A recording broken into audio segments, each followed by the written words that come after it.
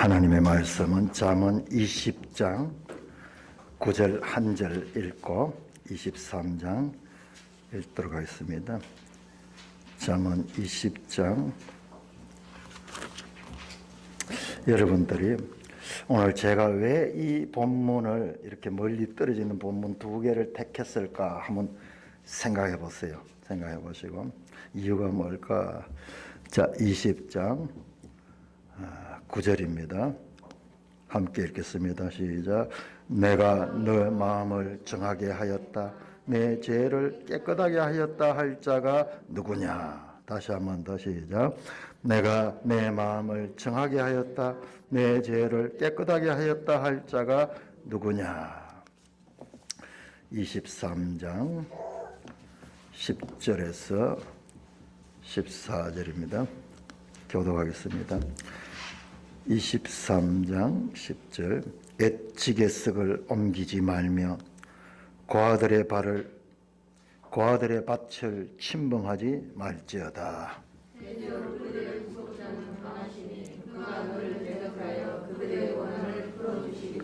훈계에 착심하며 지식의 말씀에 귀를 기울이라.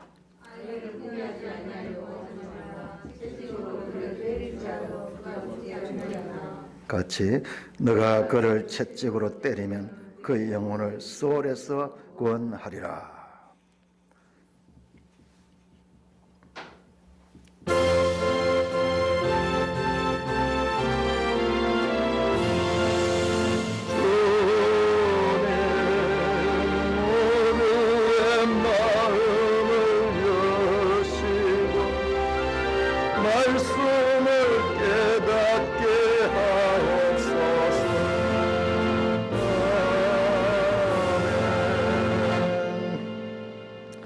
오늘 교독했는 말씀 14절 보니까는 아이를 채찍으로 때리라고 그렇게 말합니다. 참 오늘 현대인들 특히 이 젊은 어른들이 보면은 요즘 교육 방식하고 너무 다른 말씀, 캐캐먹은 옛날 말씀이다 그렇게 생각할 수도 있을 것입니다. 자, 제가 성경을 보는 이 원리를 늘 말씀드립니다.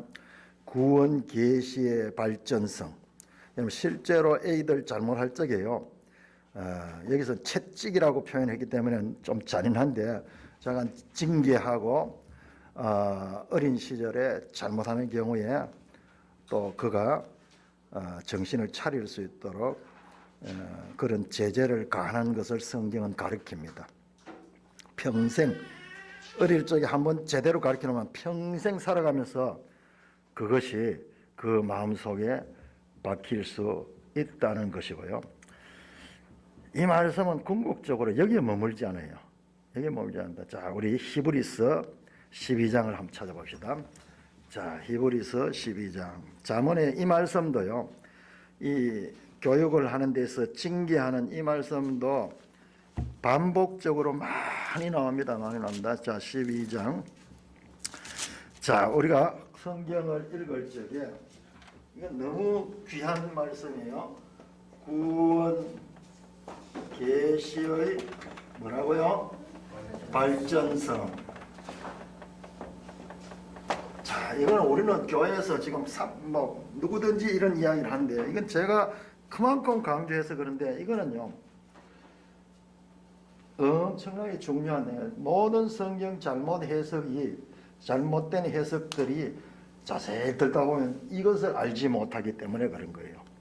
이게 단순히 아기 때리라 하는, 아기 채찍질을 해가지고 아기를 징계하라는 교육만을 가르치는 게 아니에요. 궁극적으로는 신약에 가서 이 뜻이 드러나는데요. 자, 12장 히브리서 12장 5절부터 11절까지 교독하겠습니다. 또 아들들에게 권한 것 같이 너에게 권면하신 말씀도 잊었도다. 일렀으되 내 아들아, 주의 징계하심을 경히 여기지 말며 그의 꾸지람을 받을 때는 낙심하지 말라.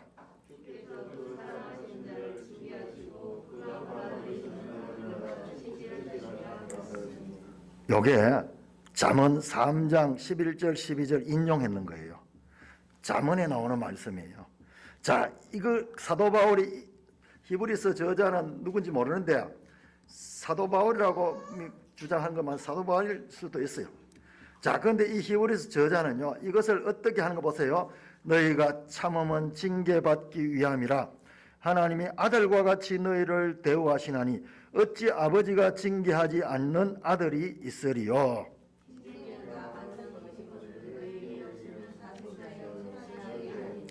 또 우리 육신의 아버지가 우리를 징계하여도 공경하였거든 하물며 모든 영의 아버지께 더욱 복종하며 살려 하지 않겠느냐.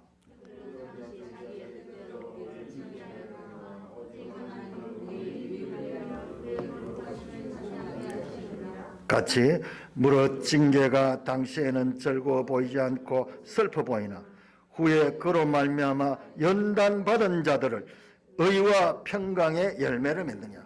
궁극적으로 이 가르침은요, 우리가 하나님의 아들들에게 주시는 말씀인 거예요. 세상의 아버지도 자식이 잘못하는 거 보면요, 자식이 잘못된 길로 가는 거 그냥 버려두지 않잖아요. 그런데 버려두는 사람이 있어요. 자기 자식 아니고 무관심한 사람은 무슨 짓을 해도 그냥 버려둡니다.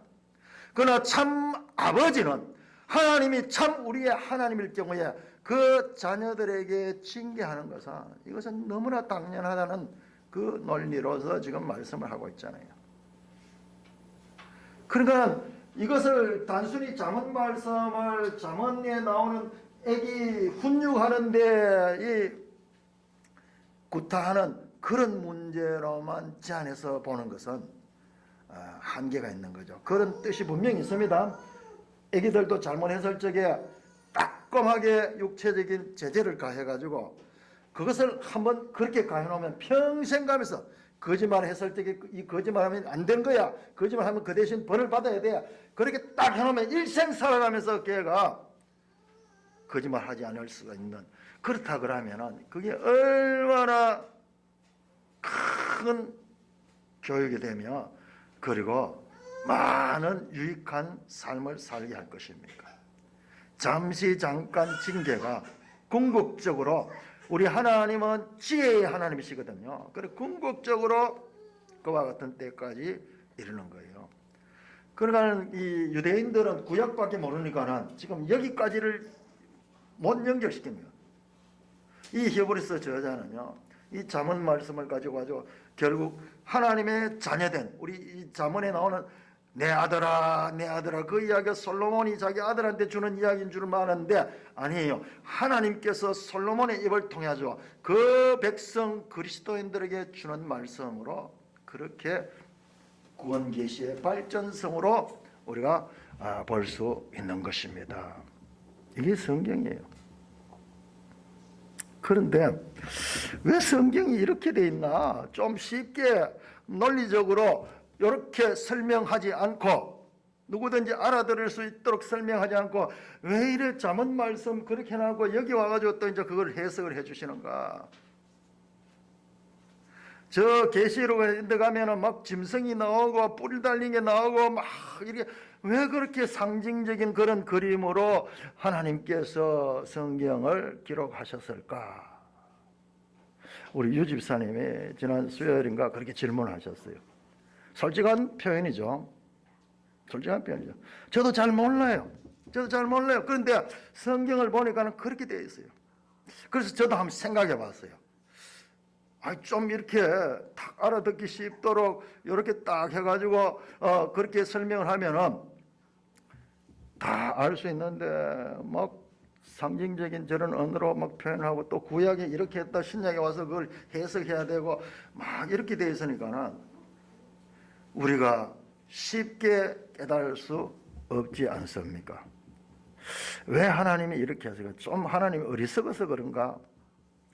그 유집사님이 솔직하시니까는 질문을 아주 잘하세요. 속에 있는 생각을 그대로 드러내니까는 우리가 알 수 있는 거예요. 아주 솔직한데 우리 가운데도 저도 그런 생각을 할 때가 있어요. 야, 이거 좀 알아듣기 쉽도록 이래 해야 되지 왜 이렇게 어렵게 했을까? 그런 생각이 들 때가 있습니다. 여러분, 우리 성경이 어떤 책인가? 우리가 성경에 대해서 한번 깊이 생각을 해봐야 돼요. 하나님이 미련해서 이런 식으로 표현했을까? 우리가 너무 지혜로워서 이것을 잘 깨닫지 못하게 되는 거 아닌가? 그런데 한번 생각을 다르게 한번 해봤어요. 자, 우리가 원하는 대로 알아듣기 쉽도록 쫙 해가지고 그렇게 설명했다. 소위 정언명령. 정언명령은 뭐냐 그러면은 마땅히 해야 할 행위를 지시하는 명령으로 무조건 무엇을 해라 하지 마라 이런 식으로 하는 명령이에요. 헌법같이, 법률같이요. 그렇게 돼 있으면은 우리가 이것은 나쁜 것이고 이것은 좋은 것이고 그렇게 알 수 있구나. 성경을 많은 사람들은 그렇게 생각해요. 저도 그렇게 생각했어요. 그래서 성경을 갖다가 하나의 법이라고 말하니까 더 그런 생각이 드는 거예요.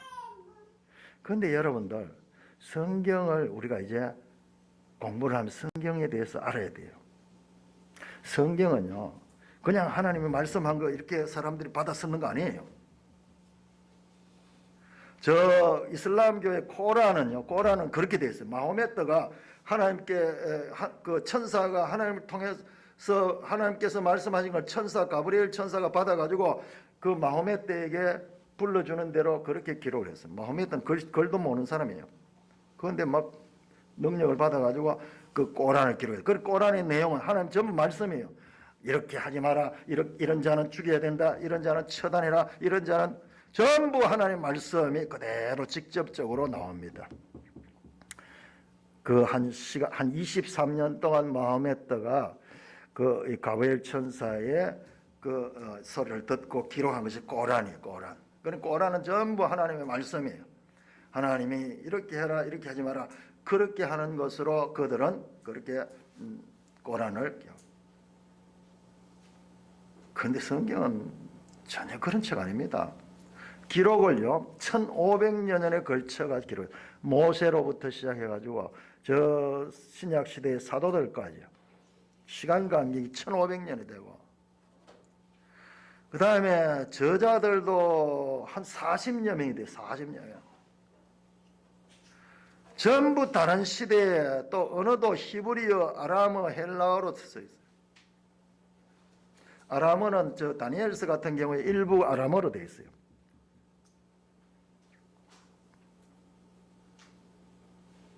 성경은 자체가요, 우리가 생각하듯이 그냥 옛날 그림 보면 이렇게요.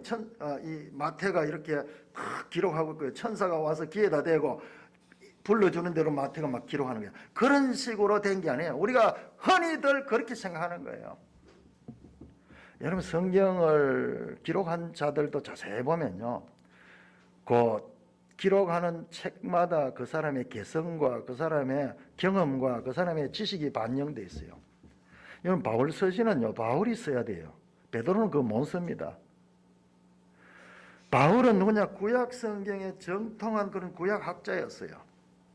그러니까 나중에 이 하나님의 계시를 받고 이제 그 영이 눈이 열리면서 구약과 신약의 관계를 자세하게 풀어서 그렇게 표현할 수 있던 거예요. 베드로 같은 사람은 어부잖아요. 그러니까 논리적으로 그렇게 표현할 수 없어요. 그 사람의 개인의 경험과 그 다음에 그 성격과 이 모든 것들을 다 활용해 주셔서 하나님께 성경을 쓰게 하셨습니다. 그 성경은 우리가 흔히 피상적으로 생각하듯이 불러주는 대로 이렇게 자동 기술했는 그런 내용이 아니다는 거예요. 한번 생각해 보세요. 성경에 나오는 내용이 뭐예요? 창세기부터 해가지고 저 열왕기까지가 이스라엘 역사예요. 여러분, 그냥 이스라엘 역사잖아요. 그들의 조상 아브라함이 등장하고 그 다음에 아들 야곱 나오고 그때 이집트 들어갔다가 이집트에서 나중에 또 400년 지나가지고 거기서 출애굽해가지고 그 다음에 저 가나안 땅에 들어가서 사사시대를 지나고 그 사사시대를 지내서 그 다음에 왕을 세워가지고 열왕기 시대가 있다가 그 왕시대가 끝이 나고 저 포로가 되고 멸망했던 이야기가 구약의 역사 이야기예요. 거기에 역사 이야기를 쓰면서 무슨 평가 없습니다. 그냥 담담하게 이스라엘 역사니까는 조금 미화시켜서 하는 거 전혀 없어요. 있는 그대로 있는 그대로. 예를 들어 최고의 왕이었던 그 이스라엘의 다윗 같은 경우에도 다윗의 좋은 면도 있지만 죄를 짓고 사람을 죽이고 남의 여인을 빼떨고 그 남편을 죽이는 그와 같은 이야기들까지, 그 다음에 그가 얼마나 그 때문에 비참하게 그 자녀들에게 쫓겨다니면서 그 자녀들에게 위협을 당하는 그런 비참한 삶을 살게 된 이야기까지도 솔직하게 다 기록하고 있어요. 성경에는 아무 꾸밈이 없어요. 모세니까는 조금 뭐 미화해가 그런 거 하나도 없어요. 성경이 어떤 책인가, 우리가 가지고 있는 정언법적인 그런 책이 아니라는 것을 알아야 돼요. 그냥 역사를 담담하게 기록했습니다. 그 다음에 선지서는 뭐냐? 선지서는 그 역사 가운데 이 왕들이 잘못했을 때 하나님께서 특별하게 그 시대의 사람들을 보내가지고 그 시대가 깨달을 수 있도록, 하나님께 돌아올 수 있도록 말씀을 전하는 내용이 선지서예요. 역사서라는 그 뼈대 위에다가 선지서 내용은 전부 그런 거예요. 선지서는 역사서하고 연결이 되어 있지. 그래서 어느 왕 시대에 누구에게 임한 하나님의 말씀이니라. 전부 그렇게 되어 있어요. 그런데 이걸 두 개를 분리해버리면 아무 이야기도 이해할 수 없는 게 되어버린 거예요. 그래 역사서라는 그 뼈대를 가지고, 그 다음에 이 선지자는 어느 시대인가, 포로 시대에, 그렇구나, 에레미야는 포로기 직전에 선지자니까 그때 너희들 지금 이 바로게 돌아오지 아니하면은 이 나라가 멸망된다 하는 메시지를 선포하는 것이 에레미야예요. 에스겔 같은 경우에는 멸망돼 가지고 포로로 잡혀갔으면서 거기에서도 끝이 아니다, 앞으로 하나님께서 이 나라에 대한 소망이 있다는 그와 같은 계시를 주는 것이 에스겔서예요. 다니엘서도 마찬가지예요. 다니엘서도 이제 끝인 줄 아는데 끝이 아니고 하나님께서 이를 통하여 새롭게 하나님의 뜻이 이루어질 것, 신약을 예비하는 내용이 그 속에 들어있어요.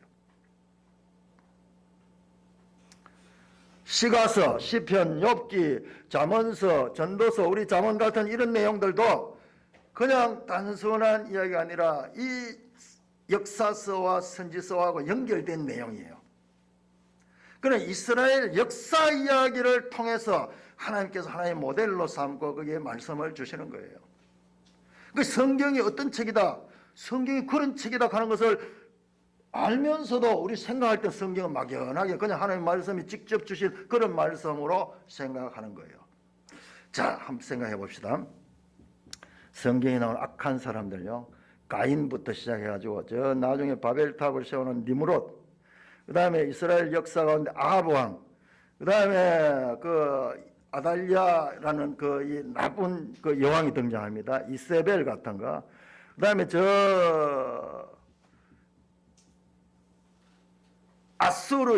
아수르의 왕들은요, 너무 역사적으로 너무 잔인했어요. 아수르는 적을 대하는데 사정없이 몰인정하게 그 적들을 짓밟았습니다. 아수에로 왕 같은 거. 그 다음에 역사 가운데 나중에 헬라의 엔티쿠스 에피파네스라는 악한 왕이 등장해가지고요, 유대의 예루살렘 성전에다 제우스 신상을 세우고 돼지 피를 들여가 제사를 지내게 하고 그렇게요 유대인들을 박해했어요. 여러분, 교회 시대 그 로마의 황제 네로 같은 사람도 얼마나 많은 그리스도인을 죽였는지 몰라요. 바울이나 베드로 같은 분들이 다 이때 순교를 당했습니다. 심지어는 크리스찬들을 횃불처럼 그렇게 나무에 달아놓고 그 사람의 몸을 횃불처럼 불로 태워가지고 그렇게 죽이게 됐어요.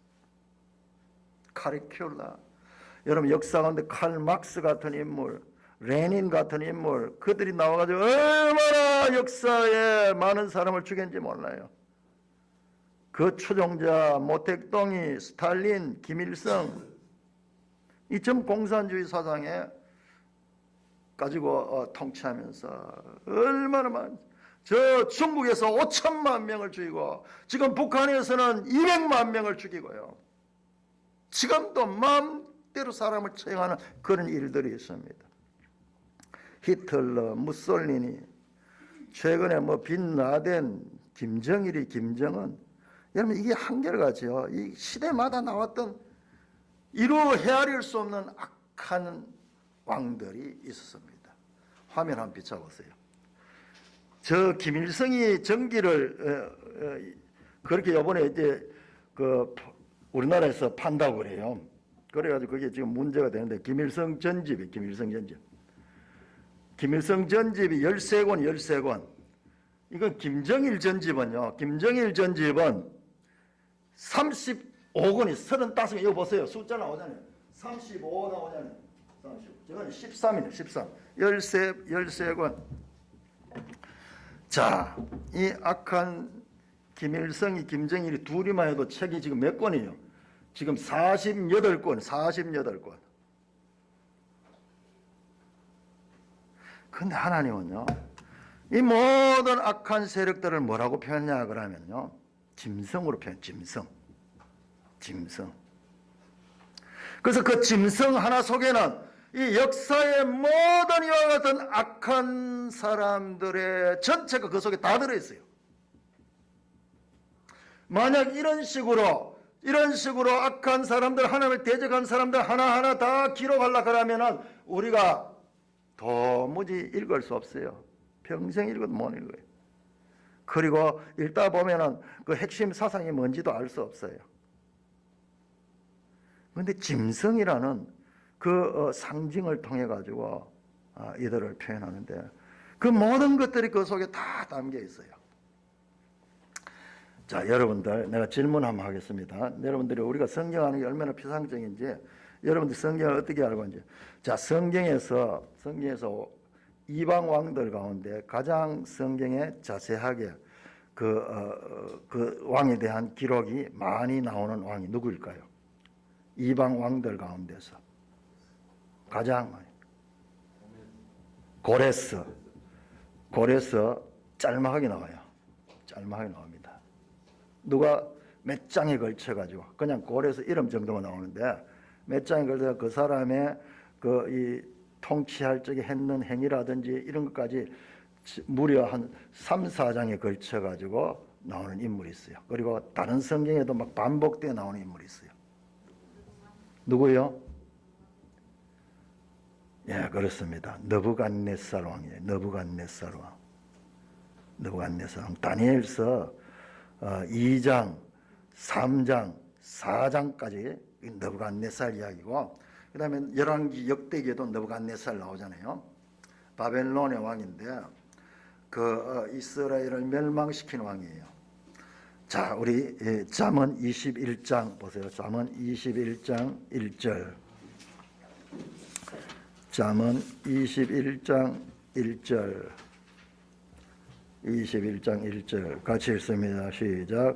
왕의 마음이 여호와의 손에 있음이 마치 봄물과 같아서 그가 임의로 인도하시느니라.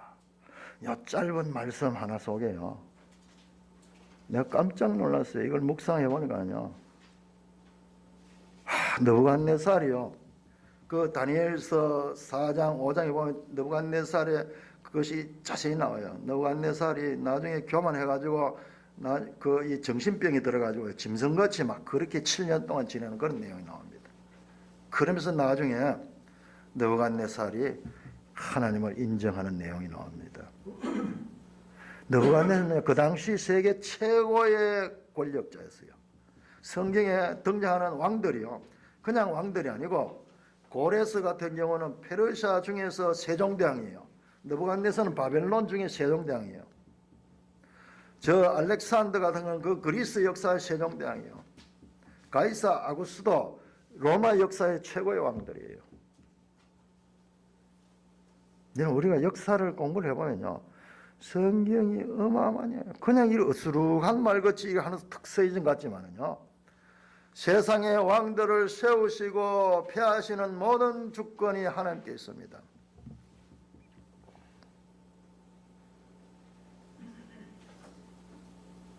창세기 10장 8절에 보면요, 구스가 니므롯을 낳으니 그 세상의 첫 용사라. 니므롯 하는 인물, 세상의 첫 용사라. 지난번 개혁성에 세상의 처음 영웅이다 그렇게 했어요. 영웅.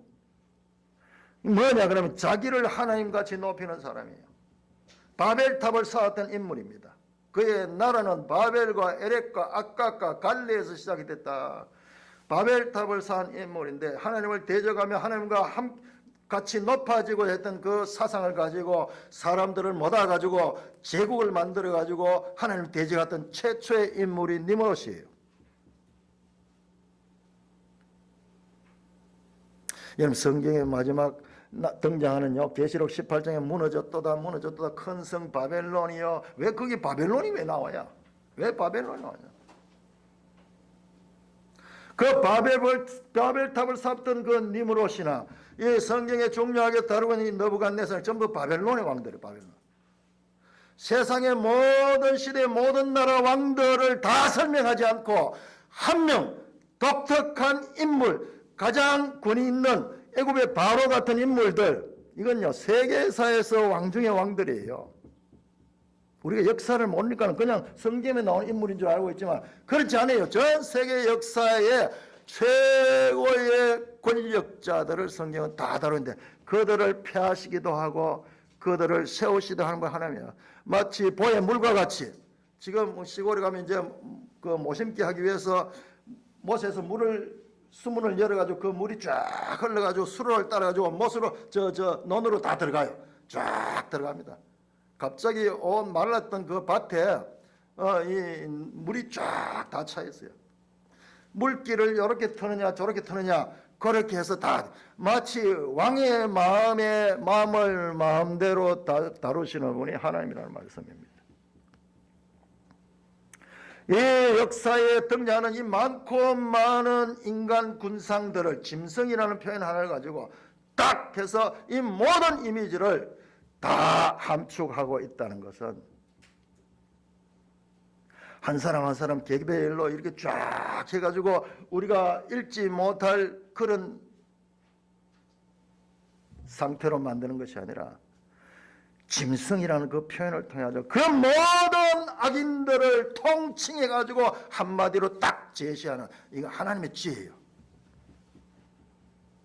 짐승은 계시록에도 등장하는데요. 하나님을 대적하고 세상의 권력을 가지고 하나님의 백성을 압제하거나 그야말로 사탄의 힘을 얻어가지고 세상을 지배하는 인간 세력을 나타내는 표현이에요. 하나님이 어리석은 것이 아니라 조금 깊이 생각해 보면 와 어떻게 이렇게 하시나. 우리 생각으로 잘 이해 안 되는 거 그런 식으로 하는데 그런데 이것도 잘 안 되는 것이 아니라 우리가 차례대로 성경을 구약 성경부터 차근차근 제대로만 공부하면 신약에 가서도요 그게 낯설지 않아요. 전부 구약 성경의 인용입니다. 그런데 기초가 안 되니까는 이게 기본이 안 되니까는 이게 도저히 황당하니까는 이야 어렵다. 뭐 왜 이렇게 표현했나? 왜 이렇게 표현했나? 영원한 생명을 얻느냐 영원한 멸망으로 가느냐 이와 같은 위대한 그 결정을 하는 그 과정에 있어서 우리의 노력이 하나도 들어가지 않고 왜 이렇게 어렵나 그렇게 말하는 것은요 우리의 책임을 방기하는 것이고 또한 그야말로 교만한 생각이에요. 여러분 성경을 공부를 해보면요 놀라면 지금도 저는 매일매일 탄식을 할 수밖에 없습니다. 여러분 우리가 지난번에도 잠깐 봤는데 창세기 3장 24절에서 범죄한 인류는 에덴 동산에서 쫓겨났습니다. 그 다음에 역사가 쫙 나요. 그런데 우리는 다 잊어버렸어. 그 사건은 그 사건인 줄 아는데 마지막 계시록 22장 14절에서 다시 생명 그 나무로 가는 문이 열리고 그들에게 입장하는 것과 같은 권세가 주어지는 거예요. 우리는 잊어버렸지만 하나님은 그 처음 잘못된 것들을 회복하셔가지고 그 다음에 그들을 다시 입장시키는 추방에서 입장입니다. 신라곤에서 복락곤입니다. 66권이 1500년 동안 다른 시대에 다른 사람의 기록이 되었어도 정확하게 수미상관을 이루고 있어요. 창세기 3장 14절에 죄로 말미암아 인간은 저주를 받았지만 계시록 22장 3절에 다시는 저주가 없으며 저주가 제거되고 문제가 해결됩니다. 창세기 3장 19절에 범죄한 인간은 너는 흙이니 흙으로 돌아가라, 이제 사망의 종이라는데, 계시록 21장 4절에는 다시는 사망이 없고 사망의 문제가 해결이 되어서 사망이 제거됩니다. 창세기 11장에 바벨성을 건축하면 그와 같이 하나님을 대적했던데, 계시록 18장은 무너졌도다 무너졌도다, 큰 성 바벨론 성이 무너집니다. 인간 제국을 상징하는 건축과, 그리고 마침내 하나님께서 그 인간 제국을 무너뜨리고 하나님 나라를 세우시는 이야기를 이보다 더 실감나게 누구든지 알아들을 수 있도록 표현할 수 있는 그와 같은 지혜가 어디 있겠어요? 여러분 뿐만 아니에요. 저는 지금 말씀드릴 수도 없어요. 이 성경 한 권 한 권 속에 있는 구조를 보면요, 그야말로 말씀드릴 수 없습니다. 크게 보면요, 신약 구약 전부 합해서 66권의 책으로 되어 있는데, 그 중간에 있는 책이 이사야서인데 이사야서가 66장으로 되어 있어. 그런데 더 놀라운 것은 이사야 1장에서 39장까지와 그리고 40장에서 마지막 66장까지가 구약 39권과 신약 27권의 그 구조를 가지고 있는데 내용도 똑같아요. 이 이사야 65장, 66장 가면 새하늘 새 땅이 나와요. 새하늘 새 땅이 나와요. 계시록의 이야기들이 거기 나오고 있어요. 그냥 어수룩하게 되어 있는 책인 줄 알았는데 공부하면 공부할수록 정교한 하나님의 지혜가 이 책들을 이렇게 기록하게 하고 또 배치하게 했다는 것을 알게 됩니다. 수에 대한 것도요, 말을 못해요. 말을 못해요. 제가 이번 기회에 지금 계시록을 다시 좀 공부를 하고 있는데요, 한 장 한 장 넘어갈 때마다 감탄할 수밖에 없어요. 여러분들이 기본이 되면은 이와 같은 걸 같이 누릴 수 있는 거예요. 나는 알파와 오메가요, 처음과 나중이라 요한계시록에 많이 나오는 말씀이에요. 이것이요, 정확하게 1장과 마지막 장의 둘이가 이렇게 수미상관을 이루고 나옵니다. 이와 같은 상징적인 표현을 할 수밖에 없는 것은 시간과 공간에 제한된 우리 이 땅의 언어를 통해 가지고 하나님 나라를 전하려고 그러니까는 상징적이고 비유적인 그런 표현이 있을 수밖에 없는 것입니다. 우리 전에는 그렇게 많이 이야기해서 구약은 율법이고 신약은 복음이다. 틀린 말은 아니지만 너무 부족해요. 그 말에 갇혀버린 거예요. 소위 그것도 하나의 갇혀버린 프레임에 갇혀버리면, 그런 말을 한번 탁 듣게 되면 그게 우리에서 갇히면 너무 전부 그런 식으로 보려고 하는 거예요.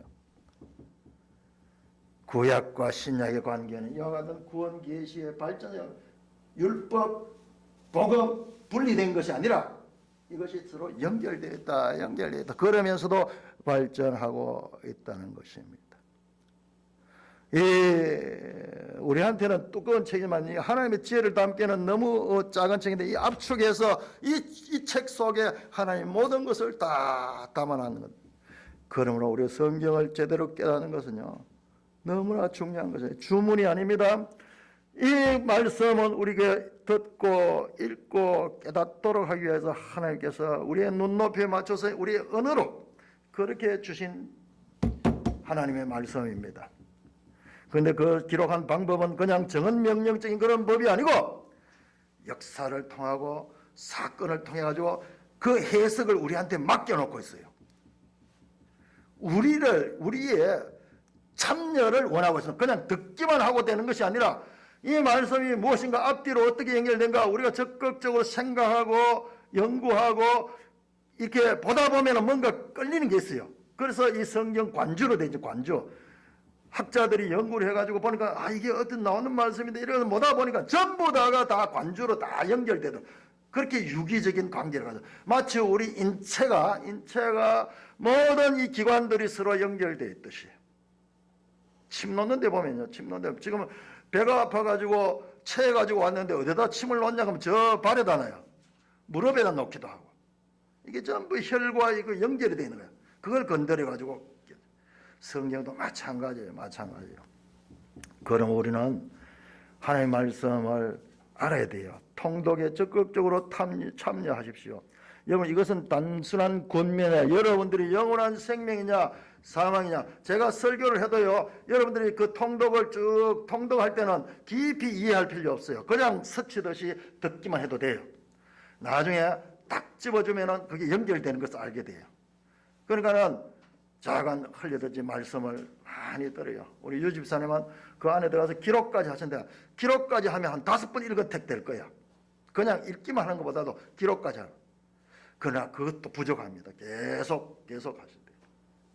그래서 야, 성경 어디에는 어떤 내용이고 어디에서 어떤 내용이고 이걸 알아야지 내가 딱 집어주면은 쫙 연결되면서 우리가 영적인 근육이 생기게 되고 하나님의 말씀에 대한 진정한 깨달음들이 우리 가운데서 일어나게 되는 것입니다. 자, 우리 매일 성경 18쪽을 한번 열어보십시다. 매일 성경 18쪽 설명, 여기서 한번 다시 설명으로 한번 돌아가겠습니다. 자, 여러분들 여러 번 말씀드리지만 이 해설을 쓰신 분은요, 이 잠언으로 박사학위를 따는 분이에요. 잠언에 엄청난 연구를 했는 분이에요. 그래서 이분들의 한마디는 정말 우리가 아무리 읽어도 깨닫지 못하는 걸 탁 정리해 줍니다. 자, 18쪽에 잠언의 지혜는 무엇인가? 1. 삶의 기술이자 예술인 지혜다. 여러분, 그 밑에서 셋째 줄 한번 보세요. 친근한 것에서 숨겨진 낯선 것을 이끌어내어 실체를 발견한다. 그것이 무엇이든지 익숙한 것을 낯설게 바라보면 사물을 새롭게 인식하고 깨닫는 예술적 차원으로 승화시킨다. 여러분, 참 귀한 말씀이에요. 우리는 우리의 삶의 공간 가운데서 하나님의 진리가 늘 흐르고 있어요. 그런데 그걸 발견하는 사람이 있고 발견하지 못하는 사람이 있어요. 늘 익숙한 것, 친근한 것, 그렇기 때문에 우리가 생각하지 않는 경우인데 그것을 낯설게 보면은 그때 우리의 삶도 신비롭고요.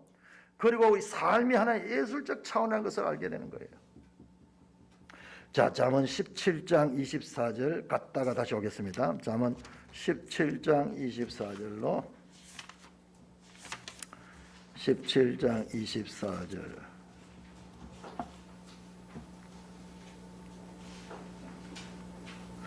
같이 읽습니다. 시작. 지혜는 명철한 자 앞에 있거늘 미련한 자는 눈을 땅끝에 두느니라. 지혜는 명철한 자 앞에 있거늘 미련한 자는 땅을 눈끝에 두느니라. 바로 가까운 데 하나님의 지혜가 있고 하나님의 뜻이 있는데 우리는요, 가까운 데 거는 깊이 생각 안 해요. 저 멀리, 저 땅끝에 뭔가 있을 것 같아서 저 멀리만 바라보고 있는 거예요. 우리의 삶 가운데, 일상 가운데 친숙하고 익숙한 것을 낯설게 보는 것, 여기에서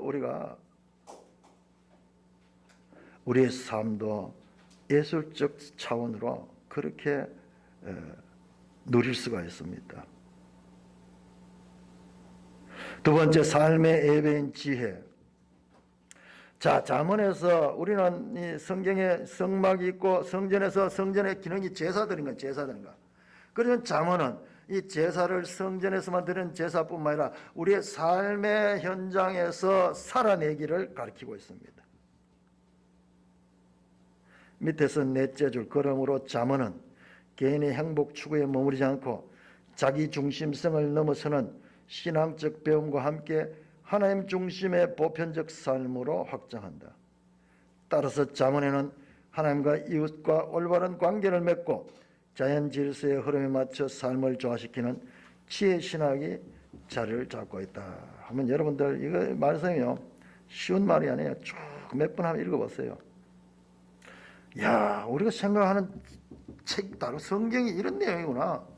그냥 하나님 말씀 무조건 명령했는 그런 이야, 그게 아니고 우리의 실제 생활에 관한 그런 이야기들도 이 잠언 속에, 하나님 말씀 속에 들어있구나. 그래서 우리의 현실적인 삶을 아주 귀중하게 살아야 될 것을 가르치고 있구나. 삶의 지혜가 그 속에 녹아 있구나. 우리는 예수 믿고 천당 가는 게 신앙의 목적인 줄 아는데 그게 아니에요. 예수 믿고 이 땅에서 잘 살아내고 그런 자들이 하나님 나라에 들어갑니다. 비약 없습니다. 이 땅에서 바로 천당 가는 것이 아니고 이 땅에서 하나님 뜻을 깨닫고 그 뜻대로 살려고 노력했던 자들이 하나님 나라 들어가지. 이 땅의 삶은 무관심하고 그냥 내세지향적인 그것은 잘못된 종교예요. 성경의 가르침이 아닌 거예요. 그런데 우리가 많은 경우 그런 신앙생활을 하고 있다는 거예요. 왜? 성경을 모르니까는. 성경이 그걸 가르치지 않잖아요. 그걸 가르치는데 왜 저 이스라엘 역사를 그렇게 이야기하고 있고. 이와 같은 시편이나 잠언이나 이런 것들이 왜 그 이야기를 왜 나오겠어요? 전부 그런 거 시가서는 보면요, 우리의 삶의 문제예요. 우리 살다가 느끼는 우리 개인적인 그런 문제들, 그런 것들을 다루고 있고, 그 다음에 역사서는 그 역사를, 세계 역사 왕들의 이야기를 다루고 있는 거예요. 우리한테 왜 성경이 그런 것을 주고 있을까? 이걸 생각해야 돼요. 그냥 성경이 마치 레이기처럼 뭐 하라, 뭐 하지 마라, 제사 드릴 때 이래라 저래라, 그런 부분이 없는 것은 아니지만 그것은 아주 극소수예요. 극소수.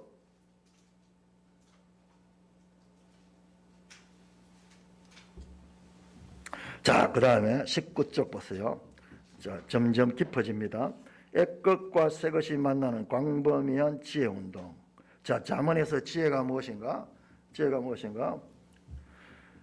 제가 읽겠습니다. 잠언은 경험이 부족한 젊은이에게 지혜를 통해 참신한 덕성을 갖추도록 안내한다. 내 아들아, 그러면서 아버지가 아들에게, 젊은이에게 가르치는 말씀이죠. 우리 젊은이들은 인생의 경험이 부족하거든요. 그렇기 때문에 인생에 많은 경험을 했는 사람들의 백발에 공경하고 그 백발의 경험을 귀중하게 생각해야 돼요. 왜냐 그러면은 그를 통해서 내가 많은 시행착오를 줄일 수가 있습니다. 이 때문에 잠언을 생산하고 가르치고 전수하는 지혜자들 모든 비용을 들어 지혜를 얻으라고 권한다. 세상의 금이나 은이나 물질보다도 더 지혜가 중요하다고 계속 반복해서 가르치고 있죠. 부모는 삶의 경험과 교훈을 자녀에게, 그 자녀는 다음 세대 자녀에게 삶의 경험과 부모 제대로 받은 삶의 진리를 전한다.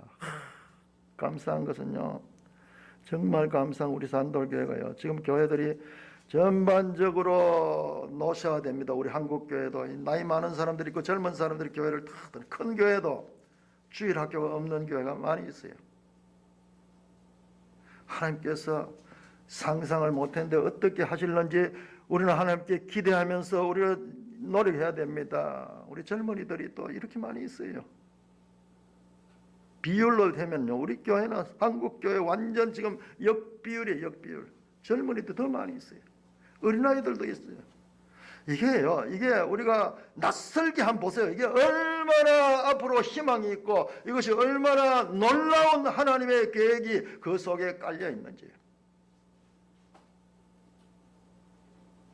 하나님의 관점에서 크게 보시면요, 놀라고요. 지금 뭐 상회비 얼마 내고 안 내고 이 문제가 아니라 그 수의 많은 젊은이들이 있다. 젊은이들, 그리고 젊은이들이 말씀 안에서 다듬어지고 훈련받고 그 기독교 세계관을 가지고 그 삶을 설계하고 그 삶의 우선순위를 말씀에 두고 있다는 이 가능성. 여러분, 한 사람이 그렇게 세워지면은요, 그 대대로 그것은 끊이지 않습니다. 그 자녀에게 그것 말고 전해줄 게 없어요. 그럼 내가 제대로 서지 못하면 그냥 내 혼자 신앙생활 왔다 갔다 하다 나중에 당대로 끝이 나버려요. 자녀들도 그걸 보고요, 우리 부모님가 믿는 하나님은 그냥 뭐 종교적인 그런 거나 그냥 왔다 갔다 하는 거 다 알아냅니다. 어린아이들도 다 알아요. 내가 우리가 믿는 이 부모님이 믿는 그 하나님이 참 하나님인지 그냥 종교적인 의식인지 다 압니다. 가까이서 그들을 속일 수 없어요.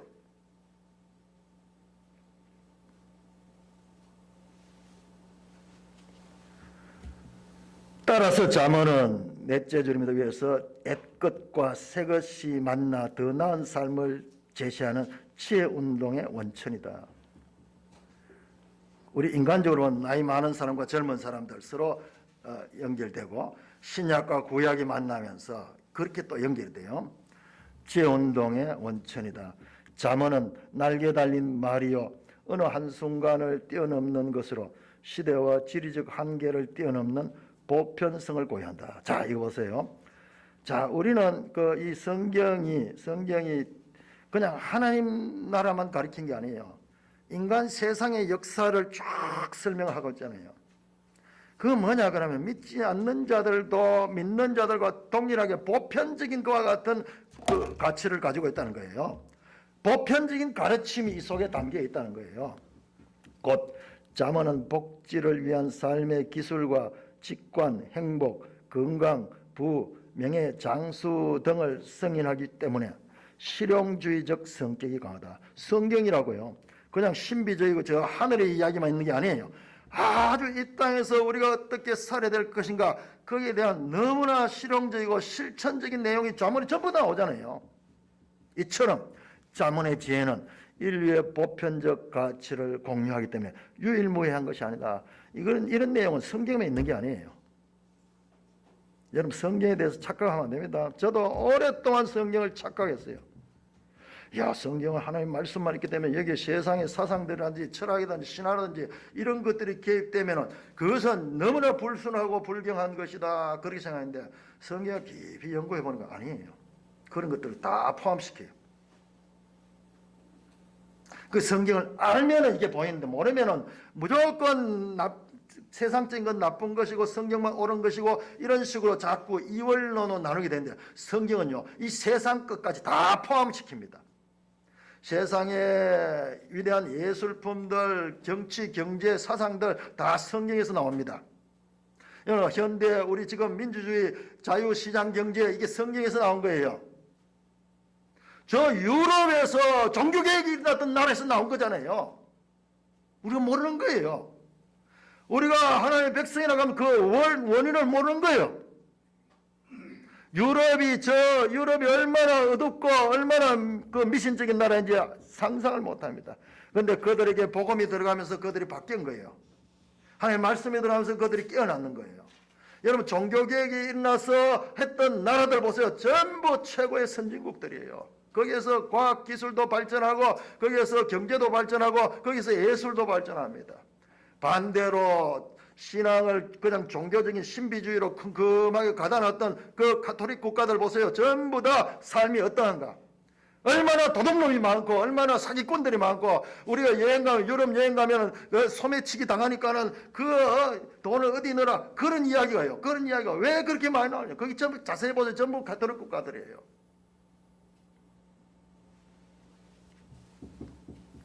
잠언의 지혜는 인류의 보편적 가치를 공유하기에 유일무이한 거 아니다. 이 잠언의 가치들과요 세상의 가르침과요 통합니다. 따라서 고대 이스라엘과 주변 국가들과의 유사성을 염두에 두는 것이 필요하다. 자, 영상 한번 띄워줘 보세요. 제가 깜짝 놀란 건데 이 성경의 가르침하고 우리 맹자님 가르침이 너무 닮았어요. 맹자님의 가르침이 우리 성경의 가르침과 너무나 닮았는 거예요. 영상 띄워주세요. 드디어 자, 울고 있네. 주여. 자, 우리 동양이 중국의 그 맹자님이 썼는 이 고자장구하에 나오는 내용인데요. 천장강대 임엇이냐, 하늘이 장차 그 사람에게 큰 사명을 주려 할 때는 이 맹자는 하늘 존재를 인정하는 거야. 신의 존재를 인정하는 거예요. 그는 우리 인간이면 양심이 마비 안 되면 누구든지 다 신의 존재는 인정합니다. 그 신이 누구인지는 모르지만은 신이 있다는 것을 다 인정해요. 그런데 신이 없다는 사상, 무신론 사상은 인류 역사상에 최근에 일어난 사상이에요.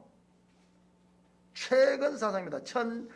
1700년대 저 프랑스 혁명이 일어나면서 나오고 그것이 공산주의 유물론으로 연결되는 거예요.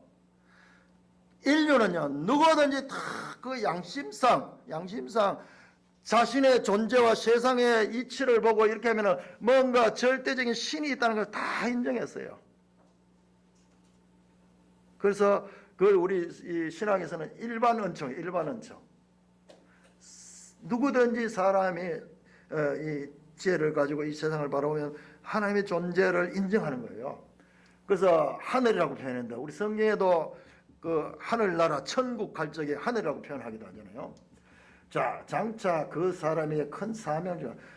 하늘이요. 이 세상의 사람들이 그냥 마구잡이로 사는 것 같지만 그렇지 않아요. 하늘과 연결되어 있어요. 반드시 필 반드시 먼저 우선적으로 그의 마음과 뜻을 흔들어 고통스럽게 한다. 이 사람이 그릇이 안 되는 사람인데 이 사람을 큰 일을 맡기려고 하면요, 그 사람을 흔들어 그 사람을 고난을 풀무불에 넣는 거예요. 나오죠. 도가니는 은을, 풀무는 금을 연단하지만 하나님은 마음을 연단한다. 성경하고 사상이 똑같아요. 정금같이 연단시키시는 그 하나님의 원리, 자녀들 징계하는 문제도 이거와 연결됩니다. 그렇게 해서 그 뜻을 흔들어 고통스럽게 하고 그 힘줄과 뼈를 굶주려 굶혀가 만들어 너무 힘들게 만드는 거예요. 너무 힘들게. 왜 그렇게 하는가? 왜 그렇게 하는가? 하나님 무슨 취미가 악취미인가? 우리 입장에서 생각하지 말고 조금 더 귀를 기울여 보세요. 맹자가 깨달은 거예요.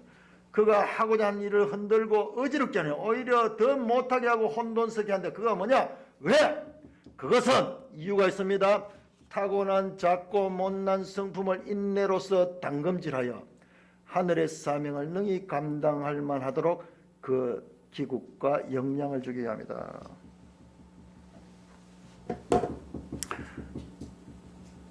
우리 사는 거 그냥 막 사는 거 아니에요. 맹자라는 분이 인생의 지혜를 가지고 삶을 자세히 보니까는 이게 보이는 거예요. 이 성경 가르치고 다 같아요.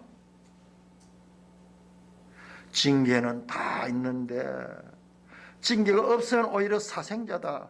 아버지가 그 자녀를 바르게 하기 위해서도 징계하는데 하물며 하늘 아버지께서 그렇게 하지 않겠는가.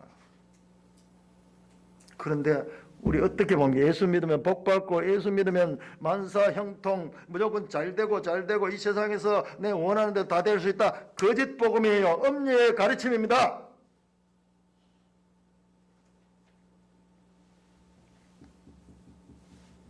다시 매일 성경 옵니다.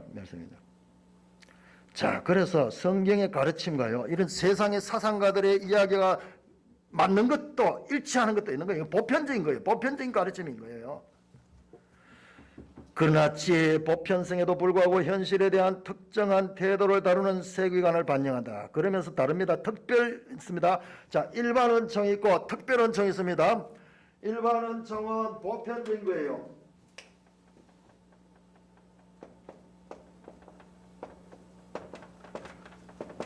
누구든지 다 세상에 믿는 자나 믿지 않는 자나 가지는 보편성을 가요. 보편성. 우리 믿는다고 해가지고 뭐 밥 안 먹고 살 수 있습니까? 일 안 하고 살 수 있습니까? 똑같아요. 그런 면에서는 믿는 자나 믿지 않는 자가 똑같아요. 그러나 특별 은총인데 이건 성경이에요. 성경. 지금 맹자님은 그냥 자기의 지혜를 가지고 세상 이치를 잘 살펴가지고 야, 하늘에 신이 있는데 그 신이 인생들의 삶을 그냥 마음대로 하는 것이 아니라 신과 연결되어 있고 하는 것을 아는 정도예요. 그 정도예요. 그러나 성경은요, 구체적으로 하나님이 누구시며 하나님이 어떻게 다루시며 하나님의 역사 가운데 어떻게 일하는 이거를 구체적으로 가르치는 거예요. 이게 맹자는 아무리 자기 스스로 깨달아도 신 존재에 대해서 인정을 하지만 하나님이 누구신가는 알지 못하는 거예요.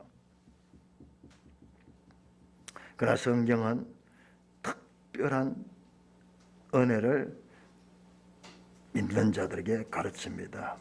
그래서 곧 독특하게 구별되는 중요한 신학적 전제 여호와경의 사상은 잠언지혜 신학의 중량이에요. 그래서 계속 반복되는 여호와를 경외하라, 여호와를 경외하라 하는 말씀이 나오는 것입니다. 자, 이 잠언에 너무 귀한 말씀들이 많이 있는데요. 제가 오늘 설교의 주제로 택한 말씀, 혹시 여러분들 가운데 제가 왜 이 두 말씀을 따로 이 주제로 했을 것 같다 느낌이 오는 분 있습니까? 무수하게 많은 격언들이 쭉 나열되고 있어요. 게으르지 말고 건면하게 열심히 일하고, 말할 때 말을 주의해서 해야 되고, 그 다음에 좋은 말은 사람에게 기쁨을 주고, 물질 문제를 어떻게 다루고, 그리고 교만해서는 안 되고, 계속 이어지는 그 격언들이 연결되는데, 그 가운데 왜 오늘 이 본문 말씀을 택했을까?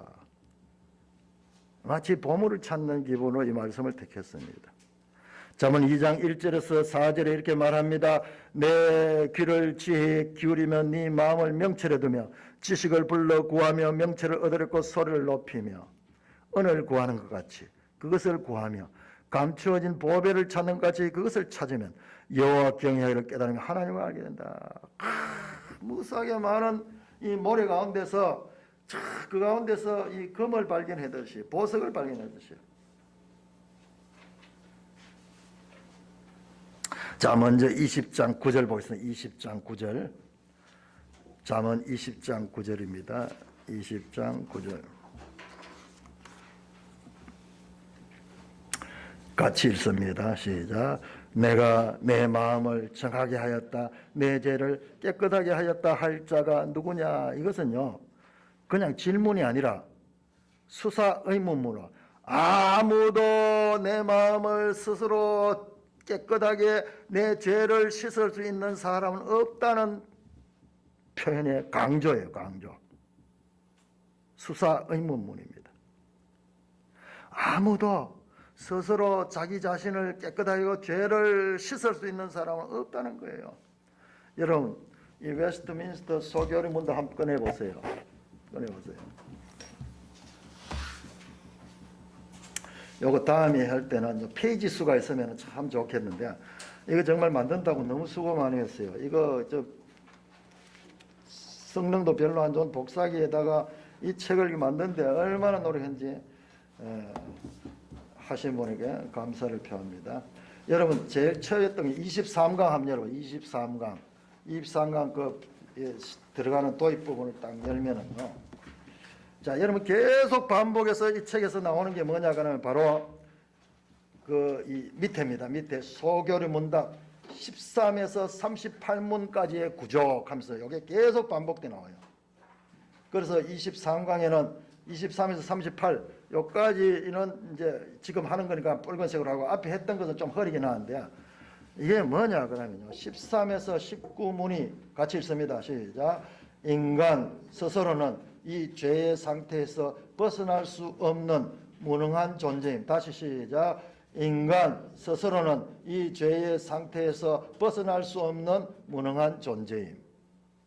소교리 문답 13에서 19문까지가 이걸 가리키는 거예요. 다른 말로 하면은 사람은 죄인이라는 거예요. 죄인이라는 그 말입니다.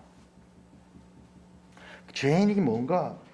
우리가 다 죄인 그러면서도 죄인이 뭔가를 모르는 거예요. 그래서 그거를 자세하게 가르쳐 주는 거예요. 아, 그렇구나. 인간은 스스로 이 죄의 상태에서 벗어날 수 없는 무능한 존재다. 사람으로는 할 수 없대, 하나님은 할 수 있느니라. 제가 지난번 복음서를 하면서 이 말씀이 그렇게 중요하다, 구약 전체의 결론이 이 말씀이다, 이렇게 할 때 여러분들 들으면요 기분 나빠요. 우리가 다 사람인데 사람을 왜 그렇게 무시하느냐? 사람이 이 세상을 다 지금 운행하고 있고, 사람들이 다 조정하고 있고, 사람들이 과학 문명을 발전시키고 있는데 성경은 왜 사람을 그렇게 무시하느냐? 기분 나쁘게 돼 있어요. 그러나 조금 더 하나님께 가까이 나가면요, 그거로 끝나지 않습니다. 사람을 할 수 없대, 하나님을 할 수 있다. 내가 믿는 자에게 말하노니 믿는 자는 넘치 못할리다. 기독교만큼 긍정적인 사고를 가리킨 게 없습니다. 가장 부정적이면서도 가장 긍정적인 가르침이 그 이후에 나와요. 그러나 그 긍정 이전에는 부정이 먼저 전제돼야 돼요. 내가 절대적인 죄인이라는 것을 깨달을 적에 나는 더 이상 내 자신에게 찾지 않습니다. 그래서 잠언 20장 9절에 내가 내 마음을 정하였다, 내 죄를 깨끗하게 하였다 할 자가 누구냐? 아무도 없다는 말이에요. 사람은 죄인이다 그 말이에요. 사람은 할 수 없다 그 말이에요. 사람으로서는 죄 문제를 해결할 수 없다. 이게 구약 전체 이야기입니다. 구약 이야기, 왜 이스라엘에게 율법을 주고 그렇게 살라 했는데 결과적으로는 율법을 지키지 못해서 망하는 이야기냐 뭐냐. 그 이야기가 왜 나오느냐 이거야.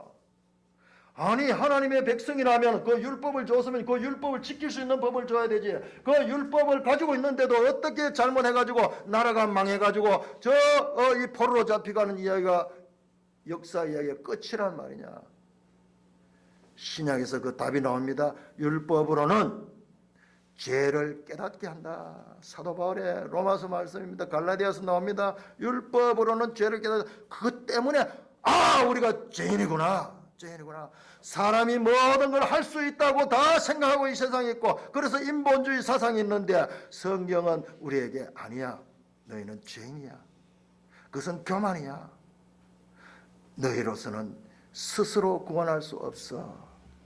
이 말씀을 가르치는 것이 지금 이 20장 9절 말씀입니다.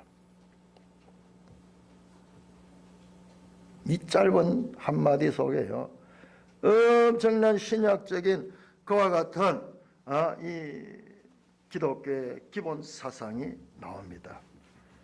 자, 웨스트민스터 보세요. 그 다음에 20에서 22문은 뭐죠? 구원은 우리 외부 즉 오직 그리스도부터 오게 된다. 여러분, 먼저 우리로서는 할 수 없다는 전제가 있어야지 예수 그리스도가 필요합니다. 우리의 구원은요 오직 예수예요. 오직 예수. 그런데 다른 사람도 할 수 있고 뭐 부처님도 할 수 있고 마리아도 할 수 있고, 그렇다면요 우리 구원은 우리가 스스로 지금 자기 어떤 그 이기심에 취해 가지고 지금 자기가 스스로 자기를 속이는 그와 같은 자기 이기주의의 반론입니다. 그래서 종교다원주의 또는 WCC 같이 꼭 구원이 기독교만 있는 것이 아니라 다른 종교가 또 있으니까 서로 화해하면서 그렇게 하나의 연합할 수 있다 가르치면요 절대적인 진리신 하나님을 끌어내리는 거예요.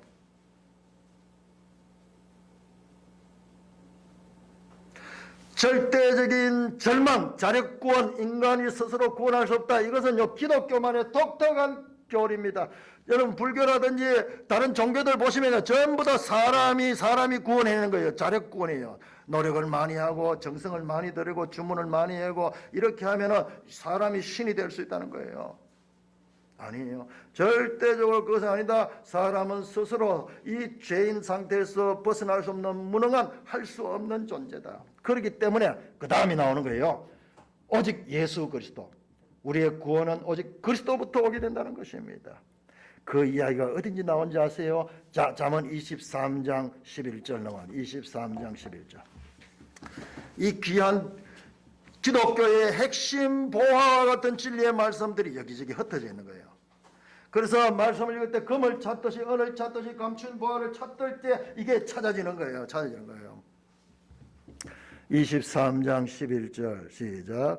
대저 그들의 구속자는 강하시니 그가 너를 대적하여 그들의 원한을 풀어주시리라. 문맥에 보니까 10절에 보니까는 애측에서 옮기지 말며 그 아들의 밭을 침범하지 말라. 나무 밭을 빼앗지 말라. 나무 영역을 옮기지 말고 남의 영역을 침범하지는 마는데, 그런데 여기 구속자가 나와요. 그런데 그 구속자는 어떠냐? 강한 구속자요. 그가 그들의 원한을 풀어주시리라. 훈계에 착심하며 지식의 말씀에 귀를 기울이라. 여기에 이제 말씀에 귀를 기울이는 거 말이야. 징계해서까지도 그 말씀을 떠나지 말게 하라. 여러분, 여기 이 구속자가 누구냐 그러면요, 이 구속자가 고엘 가는 히브리어로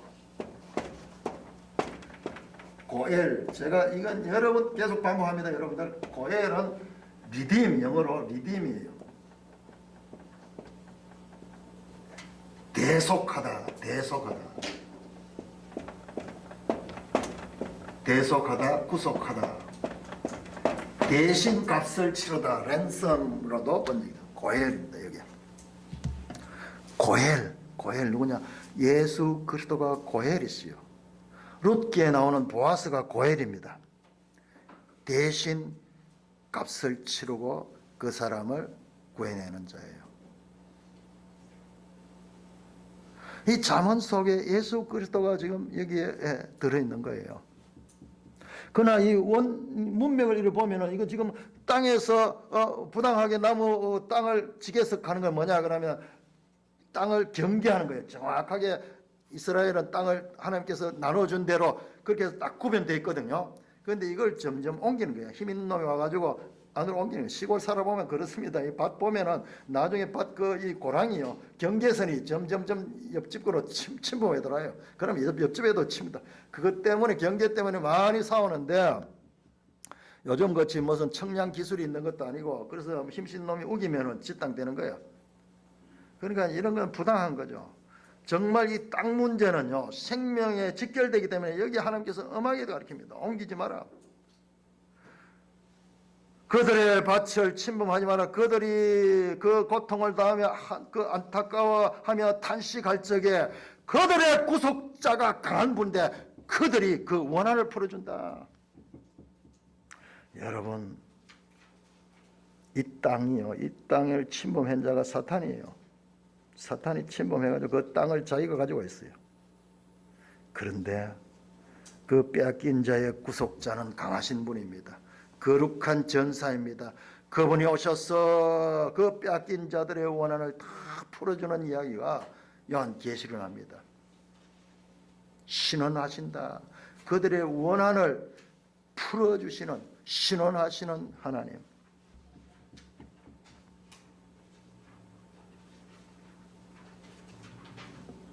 여러분 놀랍게도 시가스예요. 제가 이걸 다 발견했는데 읽다가 이런 부분들은 여러분 줄을 치고 이런 분들은 그 관주도 살펴보고 이런 줄을 살펴보면요. 이게 각 시가스마다 하나씩 나와. 하나씩 나와. 욥기에도 나옵니다. 욥기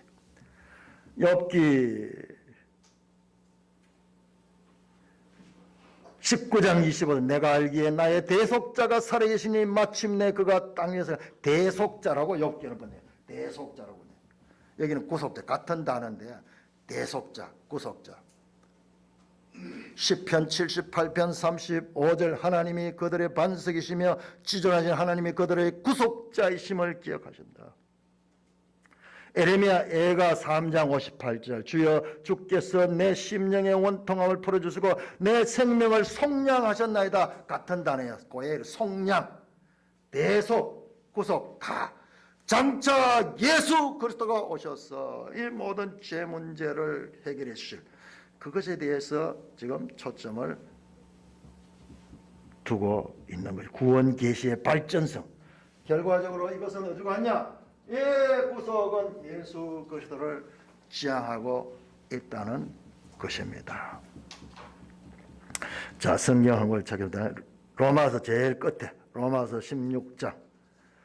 야, 우리 로마서 7장 8장이 중요하니까는 거기만 집중을 하다가 이 부분들은 소홀히 봤는데 이번에 제가 이 말씀을 얼마나 은혜 받은지 몰라요. 자, 영상도 한번 띄워주시기 바랍니다. 로마서 제일 마지막 부분입니다. 로마서 16장 25절, 26절, 27절까지요. 27절까지. 같이 읽습니다. 시작. 나의 복음과 예수 그리스도를 전파함은 영세전부터 감추어졌다가 이제는 나타나신 바 되었으며 영화신 하나님의 명을 따라 선자들의 글로 말미암아 모든 민족이 믿어 순종하게 하시려고 알게 하신 바 그 신비의 계시를 따라된 것이니 이 복음으로 너희를 능히 견고하게 하실 지혜로우신 하나님을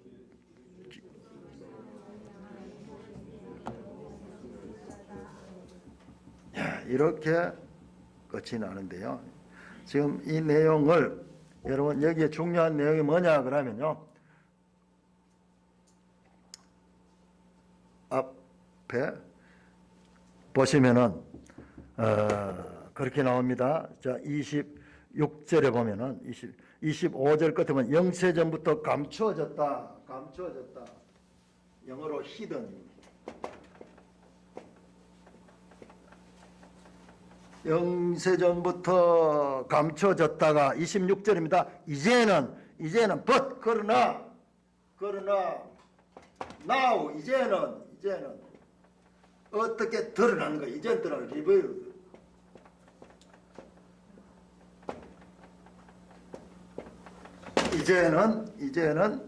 이제는 나타나셨다. 전에는 감추어져 있었지만 그러나 이제는 나타났다. 드러났다. 신약은 구약 속에 감추어져 있고 구약은 신약 속에서 드러난다. 지금 그 말씀이 여기서 나왔어요. 사도 바울이 지금 말하는 영세전부터 감추어졌다 이제는 나타나시면 되는데 이것이 바로 하나님의 지혜입니다. 하나님의 지혜고. 27절 보시면 27절. 참 우리 이 성경에는요 이렇게 너무 아쉬운 번역이에요. 보세요. 지혜로우신 하나님께 예수 그리스도 말미암아 영광이 세세무궁토록 있을지어다. 여기 우리 개역 개정판입니다. 자, 그런데 공동 번역은 오직 한 분 예수 그리스도, 지혜로우신 오직 한 분, 여기에 포함이 돼서 오직 한 분이라고 포함이 됐습니다. 여기는 없어요. 그냥 예수 그리스도 돼 있어. 예수 그리스도. 오직 한 분뿐인 하나님께서. 그 다음에 여기도 마찬가지예요. 세 번역에도 오직 한 분이신 지혜로우신 하나님께 오직 한 분이 강조되어 있어요. 그런데 우리 개역 번역에는 그것이 빠져 있어요. 아쉬워요. 자, 그러면 영어 성경 어떻게 했나? 킹 제임스 성경 보니까는 only wise 강조되고 있습니다. 오직 지혜로우신 분, 오직 한 분이 지혜롭다. 자, ESV 영어 성경에도 나오죠. To the only wise God, 오직 지혜로우신 하나님 한 분 이걸 가르치고 있습니다. 자, 여러분 여기 보세요. 이건 여러분들 읽을 수 있어요. 이 헬라어인데 이게 뭐냐? 모노예요. 모노 하나밖에 없다는 건 모노 소피아 하는 이게 지혜입니다. 하나밖에 없는 지혜이신 때오 하나님이에요. 자, 그 다음 올려보세요. 그 위에. 자, 밑에 여기는 라틴어입니다. 라틴어 불가타 역인데 솔로 우리 쓰고 있죠. 솔로 뒤에 솔로 뭐 나오죠. 하나밖에 없는 거. 모든 원어나 라틴어나 영어에는 다 오직을 강조하는데 우리 요번 개역 개정에는 왜 그걸 빼버린지 몰라요. 오직 지혜로우신 하나님. 유일하신 참지혜는 하나님밖에 없다. 잠언의 지혜는 이 하나님께로 우리를 인도하고 있는 것입니다. 사랑하는 형제 자매 여러분, 잠언은 1차적으로 지극한 우리 현실생활 경험에서 우러나온 지혜의 말씀드립니다. 1차적으로. 그렇지만은 그게 끝나지 않습니다. 그러나 이것만이라도 제대로 깨닫는 것이 아주 중요해요. 그런 사람이 많이 없어요. 자, 여러분들 우리가 지난 주간에 읽었던 잠언 가운데요 10장에서 22장 16절까지 가요. 일단락이 끝이 났습니다. 그래서 여러분들이 읽어가지고 모르고요. 거기 보시면은 126쪽 매일성경 보세요. 거기에 제목 밑에 그걸 설명해 놨어요. 10장 1절에 시작된 솔로몬 잠언집이 22장 16절에서 끝이 납니다. 여기서 끝이 나요. 그러니까 여러분들이 이 매일성경 선생님의 도움을 받아가면서 읽어야 돼요. 먼저 읽고 순서를 가르쳐줘. 성경 본문을 먼저 읽고 아리까리하게 무슨 뜻인가 알기 위해서 해설을 보는 거 좋고요. 그 다음에 항상 제목은 봐요. 제목과 그 밑에 설명을 봐야 돼요. 자, 그 다음에 22장 17절부터 19절은요. 새로운 단락이에요. 새로운 단락. 잠언이 이렇게 구성되어 있다 하는 정도는 우리가 알아야 되잖아요. 그리스도인. 그런데 우리가 이걸 모르는 거예요. 그러니까 저나 여러분들이나 우리 한국교회가 성경 하지만 성경 내용을 진작에서는 너무나 모르고 있는 거예요. 성경을 그냥 정언적인 하나의 명령같이 이렇게 생각하고 있는 거예요. 성경을 보고 있습니다. 역사 이야기를 보고 있고 뭐 이런 시편을 보고 이런 잠언을 보고 있으면서 생각을 우리가 그런 생각을 해요. 성경을 바르게 깨달아야 돼요. 그래서 성경 보는 그 훈련에 있어서 우리가 아직까지 너무나 미숙하다. 잠언 1장에서 9장까지가 첫 단락이고, 그 다음에 10장에서 21장 16절까지가 둘째 단락이고, 그 다음에 22장 17절부터 다시 새로운 단락이 시작된다.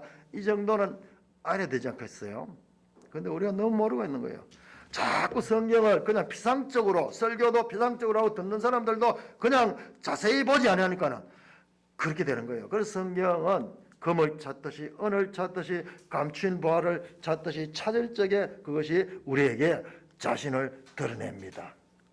자, 잠언이 현실적인 이야기, 우리의 삶의 지혜를 주는 이야기라는 거 아는 것 아주 중요합니다. 그러나 궁극적으로 이 잠언은요, 예수님의 말씀대로 이 성경이 내게 대하여 증언하는 것이다. 요한복음 5장 38절. 그 말씀대로요, 궁극적으로는 예수 그리스도께로 우리를 인도합니다. 지혜의 여인, 잠언에 나온 이 지혜의 여인은 궁극적으로 그리스도의 몸인 교회를 가르칩니다. 성경은 이 땅에서의 마지막 장면을 두 여자, 하나는 17장 계시록 17장 18절에 17장 18장에 나오는 음녀 바벨론, 아주 거창한 모습을 등장하는 음녀 바벨론의 모습과, 그리고 19장에 세마포 옷을 입은 거룩한 정결한 신부 두 여인의 모습을 대조하는 것으로 이 땅의 마지막 장면을 보여주고 있습니다. 음녀 바벨론은 거짓 교회를 나타내고 있고, 그러니까요, 마지막에 우리가 분별해야 되는 건 전부 성경을 들고 나오고 전부 자기 신을 들고 나옵니다. 다 기독교라고 합니다. 그런데 그 가운데서 얻은 것이 참 것이냐, 얻은 것이 거짓 것이냐는 성경을 자세히 보는 자들은 그것이 보여요. 그 창세기부터 끝까지 이야기가 전부 그 이야기예요. 그러나 니도 좋고 나도 좋고 막 같이 혼합해가지고 좋은 게 좋다, 이게 음녀예요. 음녀의 특징이 신랑이 한 사람이 아니잖아요. 세상 사람들은 좋아하고 세상 사람들한테는 먹음직해 보이고 호리는 말로 꼬시니까 그게 그럴듯하지만 하나님의 말씀이 있는 자는 그걸 분별할 수 있고, 없는 자들은 그게 더 좋은 거예요. 그래서 다 그러고 가는 거예요. 멸망으로 가는 길은 넓고 문이 크고 길도 넓고 평탄해가지고 가는 이가 많으리라. 그러나 참 생명으로 가는 일은 문도 좁고 길이 협착하여 찾는 이가 적으니라. 마태복음 7장 산상수훈 결론 부분에서 예수님께서 말씀합니다. 저와 여러분들은 하나님의 말씀인 성경의 가르침을 따라서 무엇이 거룩한 참 신부의 교회인 그 참 교회로 가는 길인가, 무엇이 음녀 바벨론의 멸망의 길인가를 하나님의 말씀을 통하여 잘 배워서 분별하여서 영원한 하나님 나라, 새하늘 새 땅, 다시는 사망이 없고 저주도 없고 애통하는 것이나 거짓말하는 것이나 사탄의 존재조차 없어지는 그 나라에 편입하는 산돌교회 되시기를 주님의 이름으로 간절히 축원합니다. 오 하나님 아버지, 은혜를 감사합니다. 하나님의 말씀은 처음부터 끝까지 일관되게 우리를 구원하시기 위하여 무엇이 악이며 악이 어떤 방법을 가지고 세상 가운데서 어떻게 사람들을 미혹하는가를 이스라엘 역사를 통하여 보여주고, 또한 복음서를 통하여 보여주고, 사도를 통하여 자세하게 보여주는데도 불구하고 우리가 하나님의 말씀을 소홀히 듣고 집중하지 아니하였어. 상대주의적이고, 그리고 음녀의 호리는 말에, 그 부드럽고 그 눈에 보기에 좋은 그 말이 달콤한 말에 속아서 미혹당하는 자리에 있지 않게 하시기 위하여 교회를 세우게 하시고, 말씀을 주시고, 그 말씀을 배우고 말씀을 가르치며 그 말씀 속에서 말씀으로 자라날 수 있도록 하나님께서 하심을 감사를 드립니다. 모든 형식은 갖추고 있으면서도 정작 그 내용을 몰라서 음녀에 빠지는 어리석은 자들 아무도 없게 하시고, 오직 그리스도의 참 신부로 날마다 단장되는 저희들 되게 하여 주시옵소서. 예수님 이름으로 감사하며 기도드리옵나이다. 아멘.